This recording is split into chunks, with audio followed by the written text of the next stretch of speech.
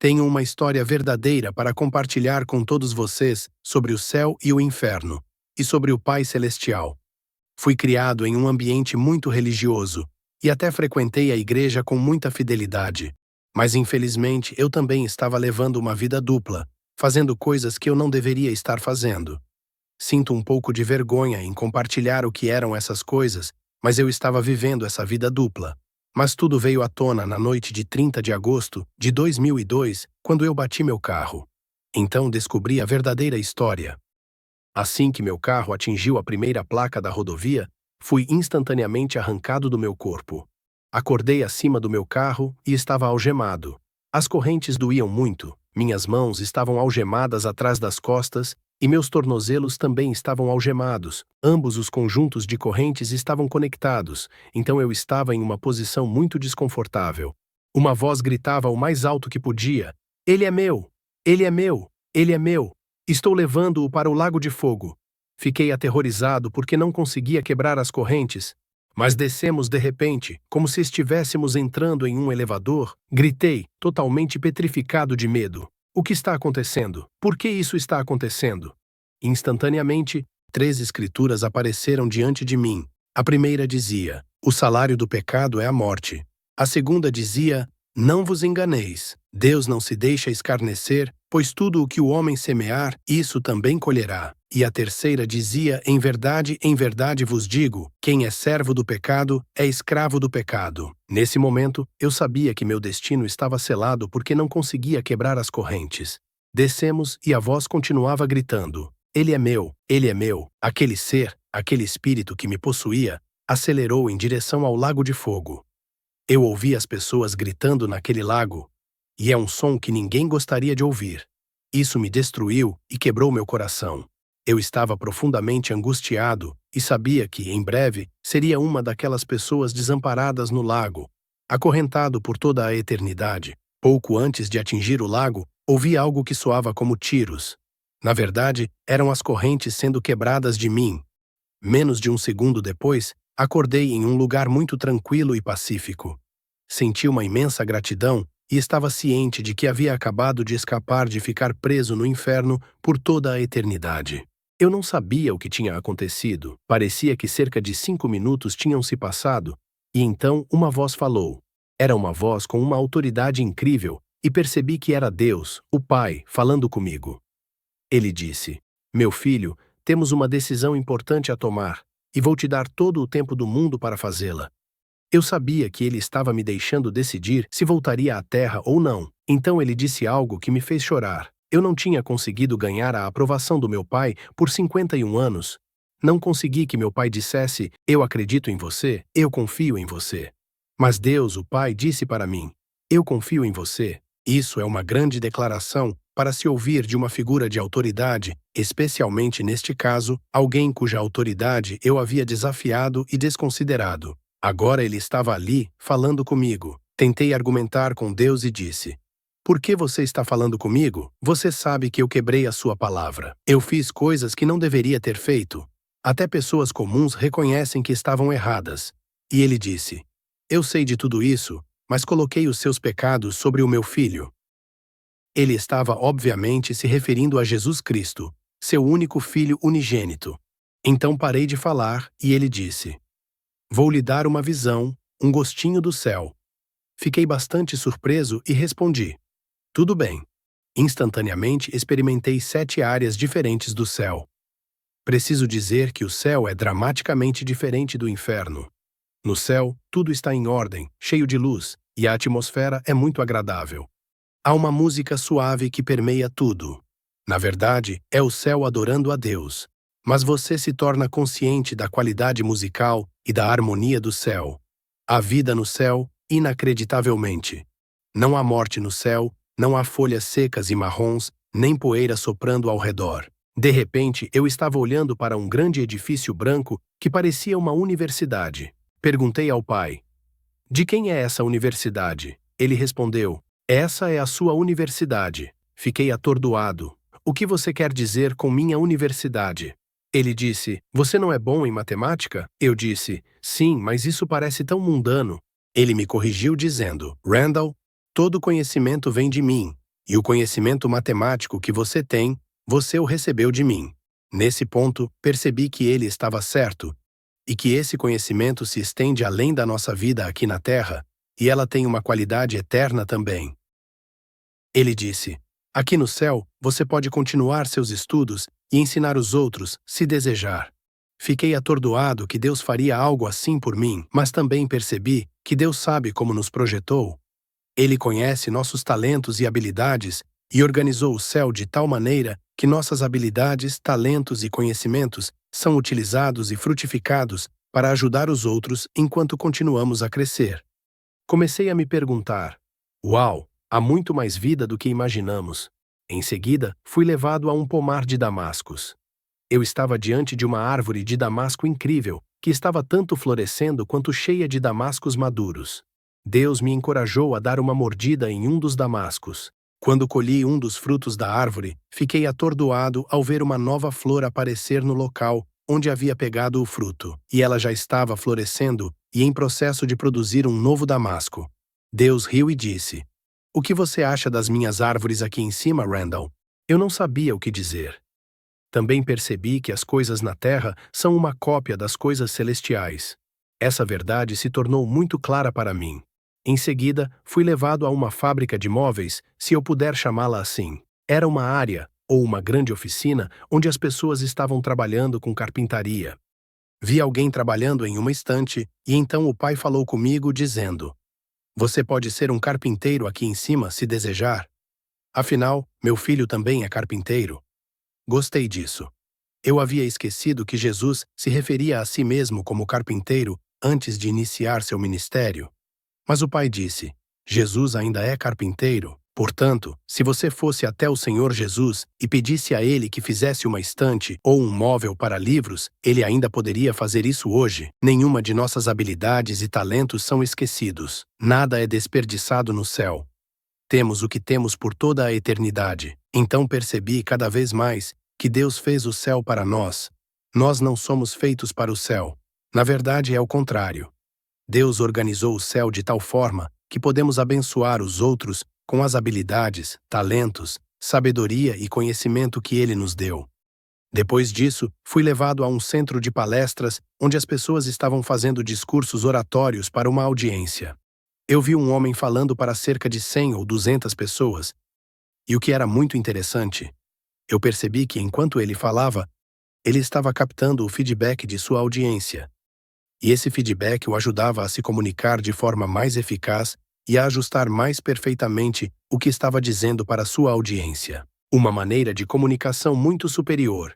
E Deus, o Pai, comentou sobre isso comigo e disse: o que você acha da nossa comunicação aqui em cima? Eu pude ver que no céu era vastamente superior ao que temos na Terra, mesmo com os recursos eletrônicos que temos hoje. Depois dessa parada no centro de palestras, lembro-me de estar em uma área com muito gramado e crianças brincando ao redor.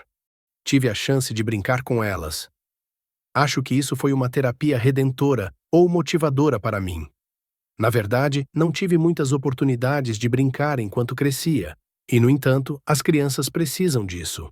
Portanto, há áreas dentro de nós que talvez tenham faltado na infância, mas Deus está mais do que disposto a preencher essas áreas para nos tornar pessoas verdadeiramente normais e celestiais. Fui também informado de que, se eu escolhesse, poderia me tornar um pai para as crianças no céu. O aborto levou à morte de dezenas de milhões, e o céu está povoado por essas crianças. As crianças não estão perdidas para Deus, e Ele as observa muito, muito de perto. Isso provavelmente não é muito ouvido na Terra, mas precisa ser ouvido. O Senhor não negligencia essas crianças não nascidas. Depois da experiência naquele lugar gramado, fui levado diante do trono de Deus. Tive a chance de ver o próprio trono. Ele era absolutamente enorme, e o arco-íris que cercava o trono era o mais incrível que se pode imaginar. Era tanto uma cor viva quanto um fogo radiante. É meio difícil de descrever. Era como se várias coisas estivessem acontecendo ao mesmo tempo. A cor era intensamente roxa, logo ao lado do trono, e então o roxo se fundia em violeta, azul, aqua, verde, amarelo, laranja, vermelho, e finalmente voltava a uma cor dourada que preenchia o restante daquela área. Ouvi o cântico mais incrível, um cântico de adoração, que era tão puro e sobrenatural que derreteria você instantaneamente, fazendo-o chorar. Reconheci que vinha dos serafins. Olhei para a parte violeta do arco-íris, bem ao lado do trono, e com certeza lá estavam os serafins, cantando adoração em várias vozes para Deus. E eles estavam flutuando de forma circular, passando uns pelos outros, enquanto se moviam para frente e para trás, em um movimento circular ao longo do arco do arco-íris. Então Deus me perguntou se eu queria me juntar a eles para cantar adoração a Ele. E claro, eu disse sim. Instantaneamente estava cantando com os serafins. Não me esqueci disso. É uma das maiores honras que o céu pode conceder a um ser criado. Adorar a Deus em pureza e verdade. Adorá-lo em santidade, plenamente e com o máximo entusiasmo. A parte do arco-íris era muito quente. Acredito que era o fogo da santidade ardendo ali, emanando do trono, mas não era um fogo mortal. Era um fogo purificador e purgador. Então eu estava lá, e Deus me puxou de volta e perguntou se eu já havia tomado uma decisão. Eu disse: bem, ainda preciso de ajuda. Você me ajudará? E ele respondeu: com prazer, meu filho. Toda a minha vida passou diante de mim como uma tapeçaria, como uma planilha do Excel. Eu sabia que era a minha vida. A tapeçaria era absolutamente linda. Perguntei ao Senhor: o que é isso? Ele disse: essas são as recompensas no céu que estão reservadas para você quando vier para cá. Então perguntei: por que a primeira parte está cinza? Ele respondeu: porque você ainda não havia nascido de novo, e isso não conta até que você nasça de novo. Nada do que você faz conta para o céu. Então devo insistir. Se você está ouvindo, por favor, nasça de novo.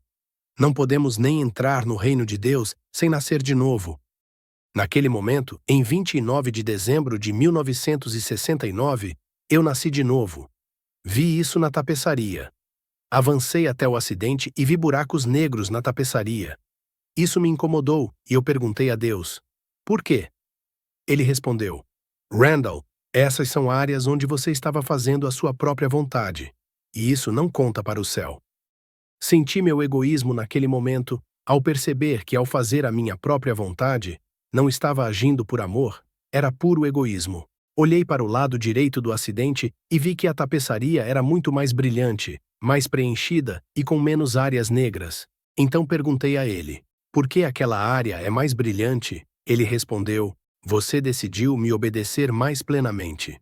Compreendi que se quisermos uma tapeçaria completa, precisamos nos concentrar em uma única coisa: manter a vontade de Deus. Isso é o que realmente conta para a eternidade.